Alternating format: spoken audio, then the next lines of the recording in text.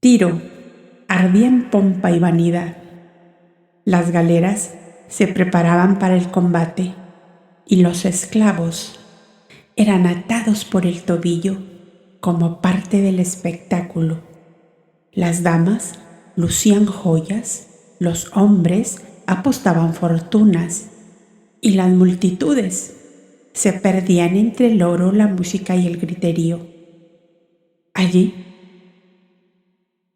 el Cristo no alzó la voz, no buscó la gloria, solo cerró los ojos y ordenó en silencio que las cadenas cayeran.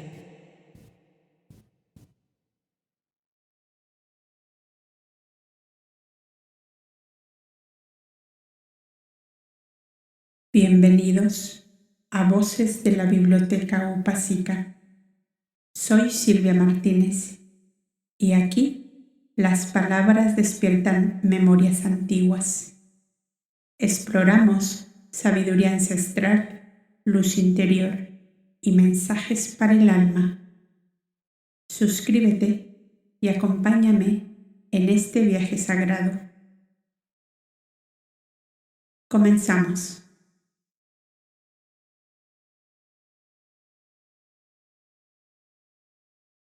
La naumaquia. La numerosa población griega existente en la populosa Tiro había llevado allí sus costumbres, sus cultos y sus gustos por las grandes siestas al aire libre, en los bosques o en el mar. La dominación romana había impreso igualmente sus costumbres y gustos, y la alta sociedad de Tiro copiaba a la alta sociedad de Antioquía, con la cual pretendió rivalizar en faustosidad y riqueza. Sobre todo la mujer estaba completamente entregada al lujo y a la adoración de su propio cuerpo, en cuyo embellecimiento y adorno gastaba sumas enormes. Observador y psicólogo por naturaleza, el maestro se dio perfecta cuenta de estas características de la sociedad tiria y pedía a Dios desde el fondo de su corazón que le diese oportunidad de iluminar aquellas conciencias dormidas en el embrutecimiento de las diversiones y de los placeres. Una tarde observó desde su atalaya en una terraza del torreón de Melkart que una de las avenidas principales de la ciudad era adornada con banderas y gallardetes de guirnaldas floridas y de frescas y flexibles palmas. Un ejército de criados y esclavos colocaban pilares para antorchas a todo lo largo de aquella espaciosa calle que arrancaba de la gran plaza de la fortaleza de Irán y continuaba hacia el sudoeste hasta perderse de vista. En varias de las grandes capitales dominadas por los romanos se habían construido enormes estanques circos a los que llamaban naumaquias. Por medio de acueductos llevaban hacia ellos agua del mar o de los grandes ríos. Y como las carreras de cuadrigas con lujosos carros en los grandes circos para las fiestas populares, en la naumaquia se simulaban combates de trirremes y pequeñas naves en las que cada competidor hacía desbordar el lujo y la faustosidad. La naumaquia de Tiro estaba muy cercana al mar y era de unas dimensiones y riqueza que pedía muy bien rivalizar con la de Ostia, Capua y Antioquía. El corazón del maestro se oprimía dolorosamente ante el derroche de que hacían ostentación los grandes señores y las brillantes damas, mientras miraban con fría indiferencia a la muchedumbre anónima amontonada en los mercados, esperando como preciosos dones los sobrantes de todas las ventas del día cuando los mercaderes levantaban sus tiendas. Y por la avenida engalanada de banderillas, gallardetes y antorchas, el desfile de literas encortinadas de púrpura y brocato, donde numerosos esclavos, con las libreas de las casas en que servían, marchaban a paso de ceremonial, conduciendo a las grandes damas que con su presencia darían esplendor a la fiesta y estímulo a los marinos matriculados como luchadores. Eran 8 trirremes, 4 en cada bando. Una voz interna y muy poderosa sentía el maestro dentro de sí mismo que parecía decirle: entre el tumultuoso enloquecimiento de la naumaquia serás necesario para salvar las víctimas del egoísmo y la soberbia de los hombres. Yasua bajó del torreón y fue a la posada en busca del tío Jaime de Cebeo. ¿Queréis acompañarme?, les preguntó, ¿al combate de la naumaquia? ¿Tú quieres ir a esa abominación pagana?, dijo el tío Jaime extrañado. Sí, tío Jaime. ¿No decís todos que soy salvador de los hombres? Pues allí habrá muchos a quienes salvar. El tío Jaime reflexionó un momento y comprendió que Yasua tenía razón. Bien, vamos allá, contestó, y se encaminaron a lo largo de la gran avenida de concurrencia. Llena de concurrencia, la multitud no hablaba de otra cosa. Los conocedores o amigos de algunos tripulantes de las embarcaciones combatientes hacían apuestas por dinero, con tan grande entusiasmo que arriesgaban sumas que de perderlas dejarían sus hogares en triste estado de miseria y hambre. Aquel desmedido alborozo era un verdadero enloquecimiento. El maestro, que escuchaba las conversaciones que en torno suyo se hacían a gritos, meditaba sobre la triste condición de las muchedumbres, que por falta de una orientación sabia y justa hacían cada vez más profunda la fosa en que se iban enterrando.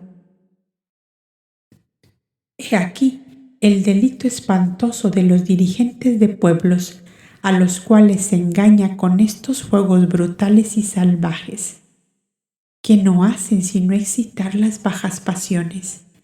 Que las multitudes se diviertan y jueguen para que queden halagadas por la vida presente, no osen pensar ni en el mañana cercano ni en el mañana de ultratumba, pensaba el joven maestro, mientras caminaba confundido con la multitud.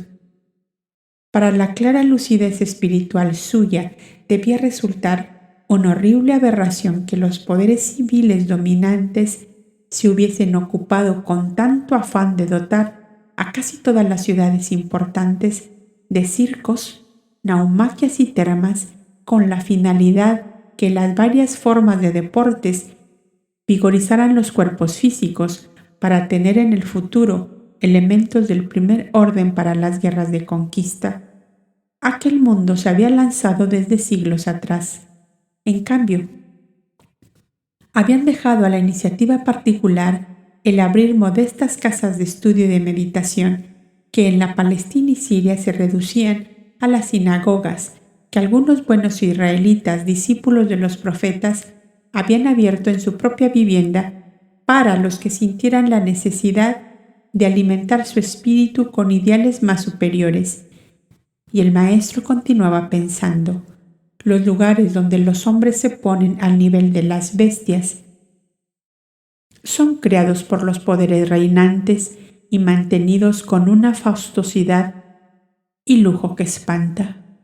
Los santuarios de la divina sabiduría están forzados a vivir sepultados en las grutas de las montañas, como si sus componentes fueran seres dañinos para la sociedad.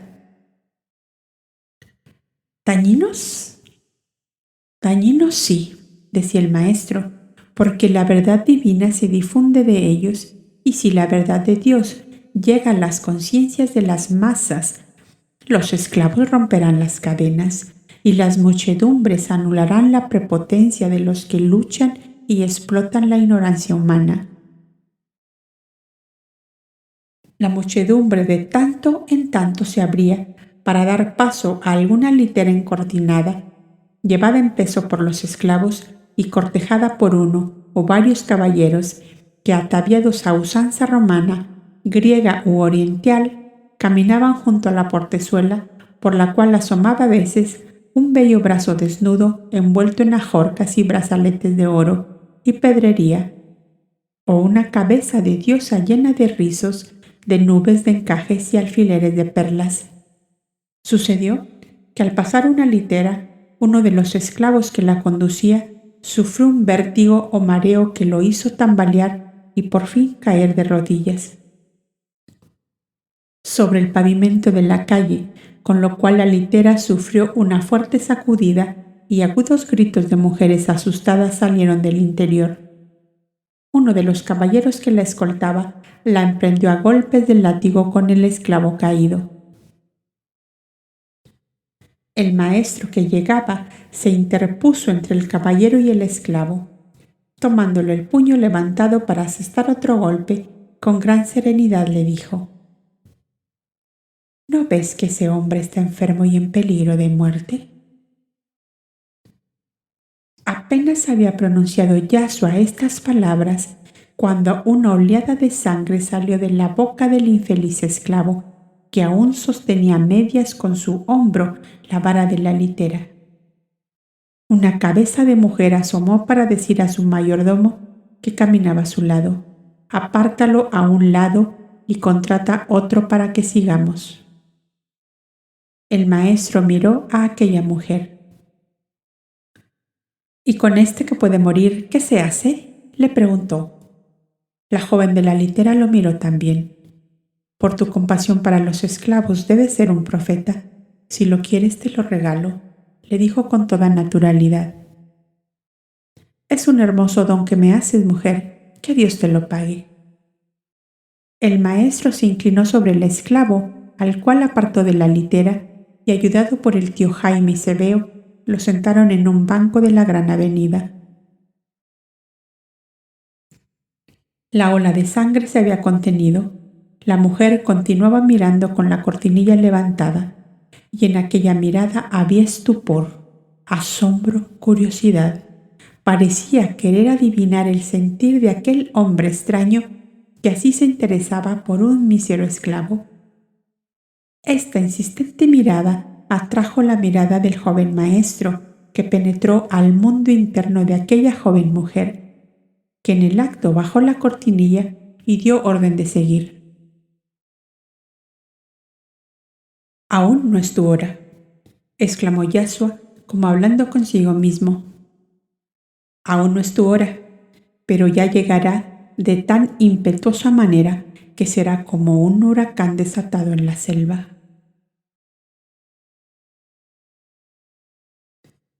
«Te has distraído, Yasua, y el enfermo espera», díjole el tío Jaime. El maestro, quien no había retirado las manos de su cabeza, contestó: «Los infelices enfermos del alma me hacen olvidar a veces a los enfermos del cuerpo». La mujer de la litera se perdió entre la muchedumbre. Era muy rubia, joven y hermosa. Un año más tarde volvió a encontrarse con el profeta, al que regalara un esclavo moribundo, y comenzó a sentir fuertemente la necesidad de averiguar quién era aquel hombre, joven, hermoso, y que tenía en su continente y en su andar la majestad de un rey. ¿Quién le había de decir a ella, en aquel alegre y bullicioso anochecer en Tiro, que 2 años después buscaría con delirante anhelo a aquel hombre al cual seguiría con amor de locura hasta el pie del patíbulo, desde cuya altura caería la sangre del mártir como lluvia de rubíes sobre sus cabellos de oro, cuajados entonces de perlas y de turquesas? Una hora después, la ola humana había pasado y el pequeño grupo formado por el maestro, el tío Jaime y Cebeo aún permanecía junto al esclavo, que lentamente recuperaba las fuerzas. La ruptura de un vaso le había producido la hemorragia que el maestro contuvo a tiempo. El tío Jaime le llevó al recinto de la Santa Alianza, donde se hospedaban, y Yasua con Cebeo continuaron hacia la naumaquia, que ya estaba convertida en un hormiguero humano. Los competidores en el peligroso combate naval estaban en el colmo de la exaltación, y las pasiones de la multitud les acompañaban en su antagonismo y ambición de conquistar las enormes sumas ofrecidas por los organizadores del torneo como premio al esfuerzo de los triunfadores. Los capitanes y tripulantes de los trirremes luchadores iban todos dispuestos aún a matar si les era necesario para el triunfo. Se jugaban allí la fortuna, el bienestar y hasta los medios de vida de los hogares modestos en apuestas particulares hechas fuera del concurso. El afán del oro, decía el maestro, tiene enloquecidos a todos, a los grandes y a los pequeños. ¿Es esto ser dirigentes de pueblos? ¿O son ciegos y van todos juntos al abismo? Cuán solo se encontraba el maestro en medio de esta humanidad con la cual había cargado, y con el enorme sacrificio de abandonar su reino de luz y de amor, de verdad y de justicia. La inmensa mayoría de sus compatriotas ignoraban su existencia porque de saberla les sería obstáculo en su camino. Una pequeña porción de seres elegidos le comprendían y le secundaban en su obra. Era, pues, como un extranjero en su país natal y más extranjero aún en la ciudad fenicia de Tiro, cuyo mercantilismo tan extremado no dejaba lugar alguno a los pensamientos que no respondieran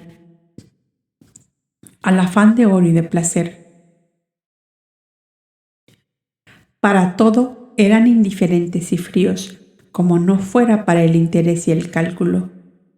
Comparaba Tiro con Damasco, y la balanza se inclinaba hacia la bella capital árabe, donde el amor, la belleza y el arte, aún dentro de su marco puramente humano, levantaban aquellos ardientes temperamentos a un nivel superior.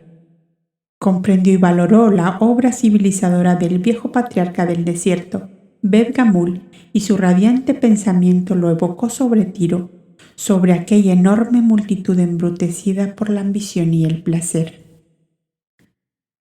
Pensó con amor en el príncipe Melchor de Joreb, ese incansable apóstol de la verdad y la justicia en la lejana Arabia de piedra a orillas del Mar Rojo.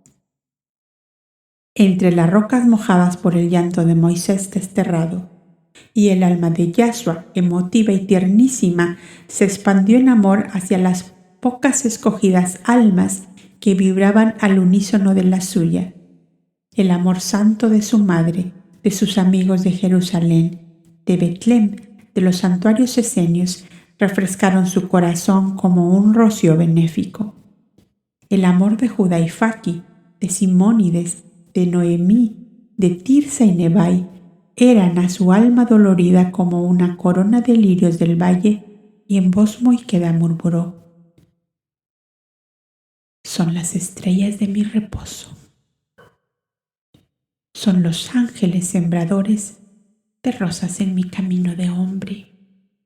Benditos sean. 3 agudas y potentes clarinadas cortaron los pensamientos del maestro. Era la señal de que el combate empezaba. El representante de Simónides en Tiro había conseguido sitios bien ubicados en el inmenso graderío que rodeaba el estanque, que era en realidad un lago redondo y amurallado. Se hallaban cercanos al gran balcón encortinado que podía dar cabida a 300 personas y que estaba ocupado por personajes del gobierno regional y del poder romano, y por una nube de cortesanos y cortesanas que formaban la alta sociedad de Tiro.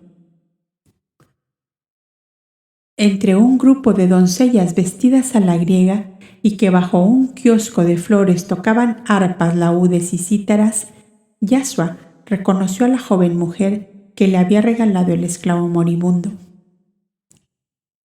Una inmensa compasión por ella conmovió el corazón del maestro, y en su íntimo yo se esbozó esta idea. Infeliz. El amor de Abel en los valles del Éufrates te redimió un día. Has vuelto a caer en la inconsciencia. Desventurada de ti, si en esta hora no te levantas de nuevo.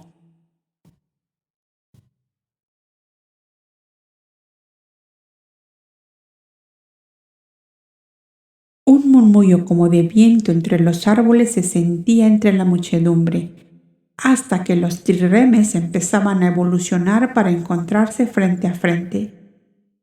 Un inmenso silencio de expectativa se hizo después. El maestro veía de cerca el esfuerzo titánico de los esclavos remeros en la sombra de los pisos bajos de los barcos a donde solo les llegaba la mezquina luz de agujeros practicados en la cubierta iluminada de antorchas que producían un desbordamiento de claridad rojiza. Yashua recordó con inmenso dolor los 3 años que el príncipe Judá había pasado como esclavo en una galera. El agente de Simónides que estaba a su lado le decía: el remar horas y horas no es nada, comparado con el peligro de muerte en que esos infelices están. ¿Por qué deben morir?, preguntó el maestro. En estos tumultos, muchos esclavos escaparon a nado por los acueductos y antes de comenzar el combate les amarran de un pie con una cadena empotrada al maderamen del barco. Y si éste se hunde, ni un esclavo se salva. Eso es seguro. «¡Infelices! ¿Hasta aquí ha llegado la iniquidad humana?», exclamó indignado el maestro. Desde ese momento ya no prestó más atención ni a la concurrencia, ni a los incidentes del combate, ni a las apuestas que seguían concertándose en torno suyo. Sus ojos garzos dulcísimos no veían más que a los esclavos remando y con un pie amarrado por una cadena. De su poderosa alma de hijo de Dios se levantó un grito supremo que debió resonar en los cielos infinitos como una angustiosa llamarada de auxilio, y Zebeo le oyó murmurar: «Si soy el Hijo de Dios, ninguno de ellos ha de perecer. Yo lo quiero, yo lo ordeno, yo lo mando, Padre mío, en tu nombre. Son vidas que tú me has dado para que florezcan en obras dignas de ti. Yo lo quiero, yo lo mando, yo lo ordeno».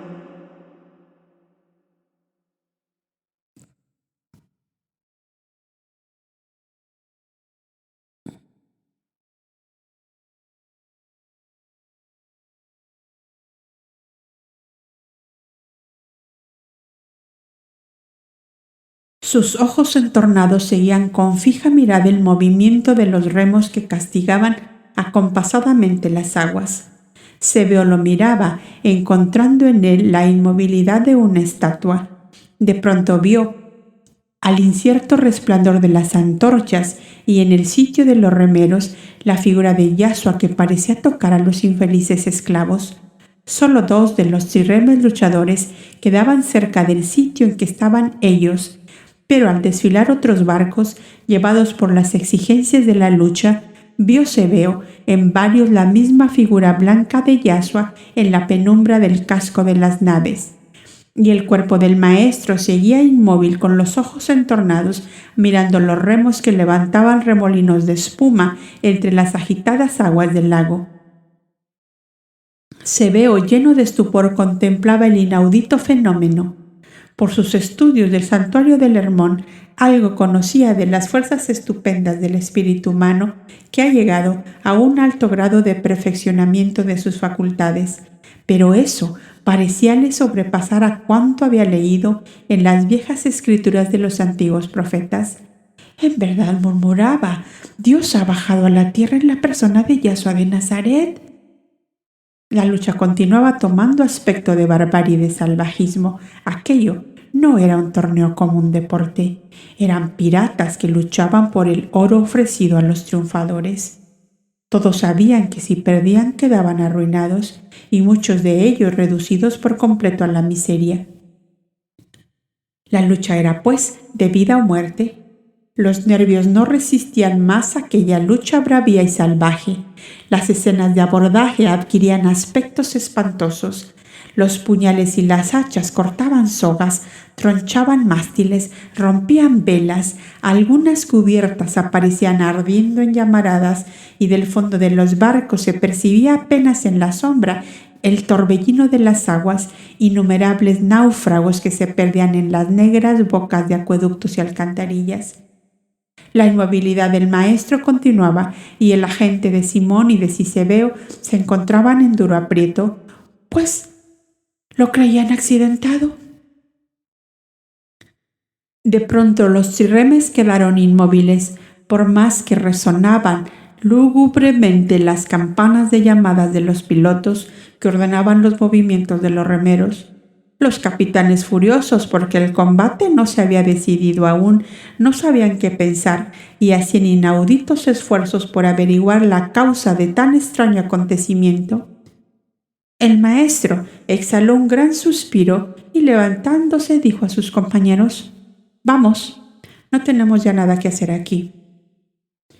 «Falta aún la terminación de los juegos y la apoteosis de los triunfadores», dijo el agente de Simónides.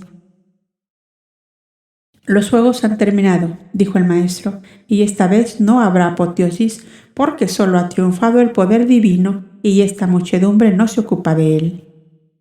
Y los tres salieron sin ser advertidos entre el tumulto y ensordecedor griterío de la muchedumbre, que pedía a gritos la terminación de los juegos. Todo Tiro estaba convulsionado al siguiente día, pues que nadie pudo averiguar cómo era que todos los remeros habían huido y por qué la anilla de su cadena había sido partida en 2 pedazos. Solo Sebeo sabía el secreto, que en secreto se lo refirió al tío Jaime, el cual lamentaba grandemente no haber acompañado a Yashua a la naumaquia, donde Jehová había obrado tan estupenda manifestación de fuerza y de poder.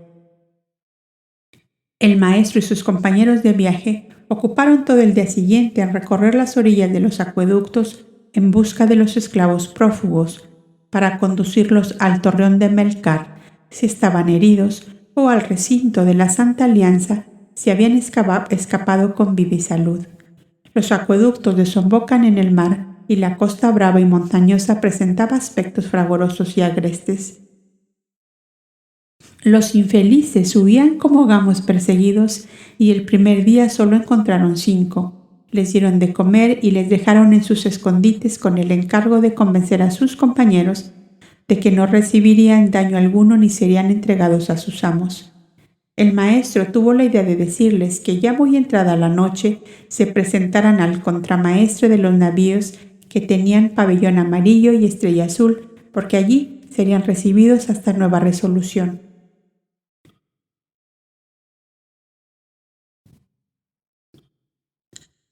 El agente de Simónides, que tenía orden de secundar las disposiciones del profeta Nazareno, transmitió la consigna al personal de aquellos navíos, en cuyas bodegas se albergaron los infelices esclavos, salvados de la muerte por el amor supremo del Cristo. Todos aquellos esclavos eran prisioneros de guerra de la Galia y del Danubio. Ningún derecho tenían sus actuales amos para retenerlos en tan mísera condición. Una vez que sus respectivos países se habían sometido a los invasores romanos y pagaban fuertes tributos al César. Era, pues, un deber de justicia restituirles a sus selvas nativas, y 10 días después, en 2 galeras de la flota de Simónides, salían de Tiro con rumbo a las costas europeas para ser devueltos al país nativo. No faltó quien hubiese creído ver en los trirremes la noche de los juegos un fantasma blanco que rompía las anillas en el pie de los esclavos con la misma facilidad que si fueran de juncos, y los supersticiosos tirios juzgaron de inmediato que uno de los 7 genios poderosos del terrible dios Marduk rondaba por la ciudad de su dominio, donde tantas iniquidades se cometían. El joven maestro no creyó oportuno manifestarse en público en Tiro, y solo aceptó la invitación que un buen hijo de Abraham, amigo de Simónides, le hizo para hablar en su sinagoga particular cuantas veces quisiera. El centurión aquel, a quien le curó la esposa y los 2 hijitos, fue a visitarles a los almacenes Estrella Azul y le dio a entender que lo que juzgaba autor del estupendo acontecimiento de la naumaquia, pues que solo él podía realizar una maravilla semejante. «Si lo has comprendido así», le contestó el maestro, «guárdalo en tu corazón, te lo ruego, porque no hay aún en Tiro la comprensión suficiente para aceptar hechos que sobrepasan su capacidad. Me basta con que la lección les mantenga en temor, para no repetir en adelante esos bárbaros juegos que no hacen sino excitar las bajas pasiones y provocar antagonismos de los unos para los otros».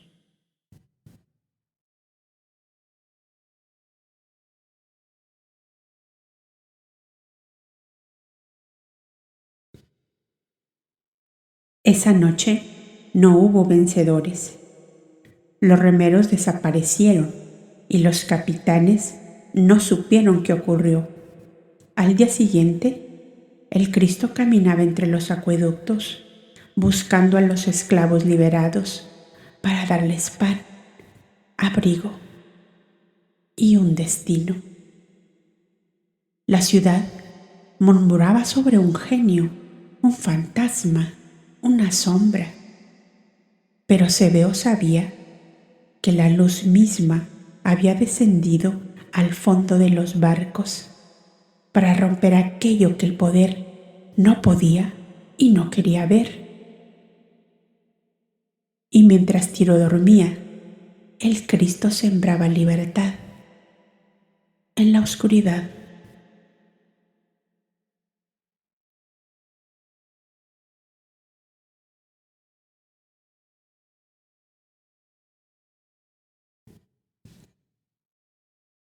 Correspondencias arqueológicas y tradicionales de este capítulo. La naumaquia es el arquetipo del circo espiritual de la humanidad dormida, un teatro masivo donde la violencia se disfraza de celebración, el sufrimiento se convierte en entretenimiento y las almas encadenadas sirven de combustible al espectáculo del ego. Las galeras con remeros encadenados representan el alma humana sometida a estructuras de poder que usan la vida como mercancía. La cadena al tobillo es símbolo de la esclavitud vibracional que impide escapar, incluso cuando la voluntad ya quiere moverse. La figura inmóvil de Yahshua, con los ojos entornados, es el símbolo supremo del Verbo en estado de irradiación.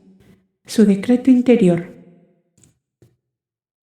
yo lo ordeno en tu nombre, representa el comando consciente del alma cristificada que ya no suplica, sino que crea desde el amor total. El episodio del esclavo colapsado y regalado por la dama es un acto iniciático de contacto vibracional entre dos almas.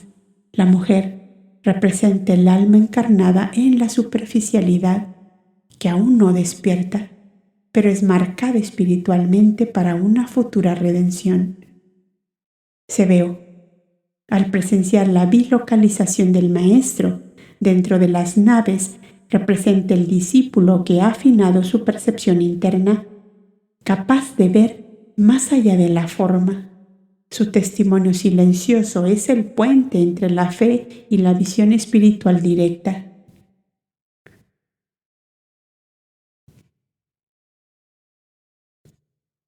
La naumaquia, históricamente documentada en Roma, Capua, Ostia y Antioquía, fue uno de los espectáculos más costosos del imperio.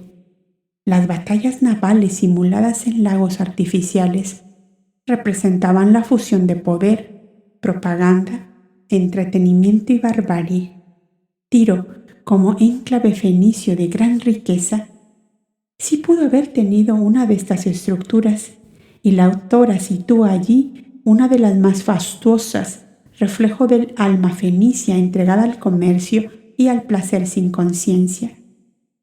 La encadenación de esclavos en galeras es una práctica históricamente real y brutal, registrada en fuentes romanas y griegas. El acto de atarlos al barco antes del combate evitaba que huyeran durante los naufragios. El rumor del genio de Marduk, que habría intervenido en la naumaquia, refleja cómo las culturas antiguas traducían lo incomprensible en términos mitológicos.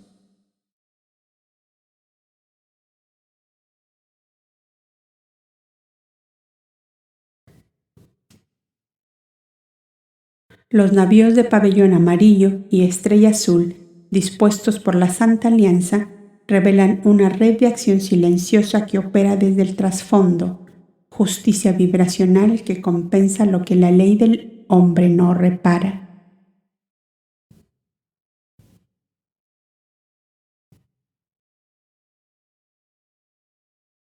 Puente con la historia sagrada. El Cristo que no predica, pero actúa, que no busca testigos, pero transforma, que no se exhibe, pero redime, es el mismo que más tarde será crucificado por un mundo que no supo verlo.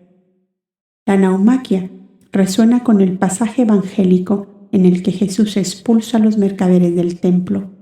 En ambos casos enfrenta sin violencia la corrupción del espacio humano, pero aquí lo hace desde la irradiación espiritual silenciosa, sin levantar una sola palabra.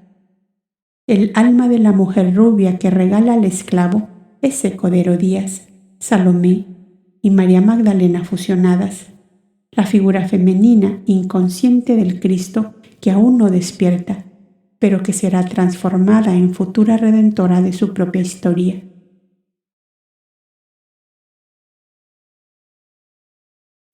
La frase de Yahshua, yo lo ordeno, Padre mío, en tu nombre, es una anticipación mística del poder del Verbo en la cruz, donde no se defiende, no maldice, sino que sigue emanando libertad desde el sacrificio.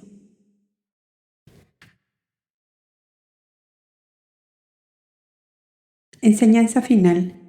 Este capítulo es una cápsula iniciática del mundo actual, porque la naumaquía no ha desaparecido, solo ha cambiado de forma. Hoy, como entonces, hay galeras invisibles, remeros modernos y espectáculos que distraen, mientras el alma sigue encadenada. Y el Cristo no siempre actúa desde la visibilidad, a veces se siente en silencio, entorna los ojos y desde el centro del espíritu ordena que el alma despierte. Que esta escena nos recuerde que hay milagros que no necesitan testigos, solo una voluntad pura y un corazón que se atreva a liberar.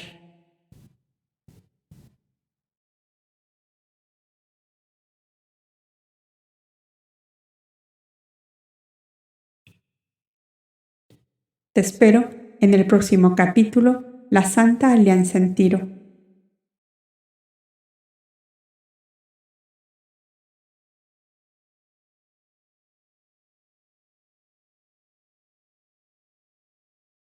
Gracias por compartir este instante de alma.